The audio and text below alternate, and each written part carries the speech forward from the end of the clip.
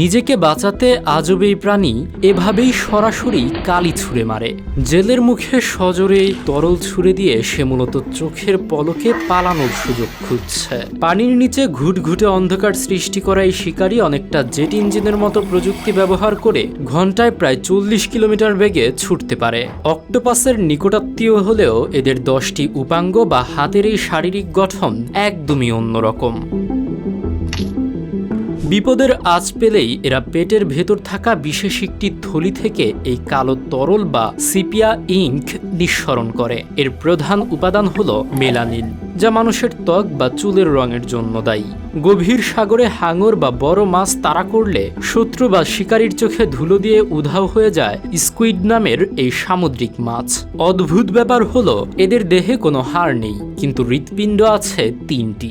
এমনকি এদের রক্ত লাল নয়, বরং কপার বা তামার উপস্থিতির কারণে এদের রক্ত টকটকে নীল।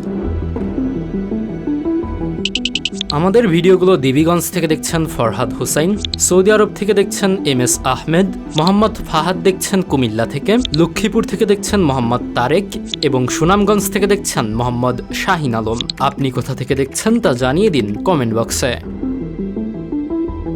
বঙ্গোপসাগরের নীল জলে ঘুরে বেড়ানো এই রহস্যময় প্রাণীটি বিশ্বজুড়ে ক্যালামারি নামে জনপ্রিয়। এদের কিছু প্রজাতির চোখের ব্যাস প্রায় 11 ইঞ্চি, যা পুরো প্রাণী জগতের মধ্যে বৃহত্তম। মাত্র 3 থেকে 5 মিনিট হালকা আঁচে রান্না করলে এটি যেমন সুস্বাদু তেমনই পুষ্টিকর।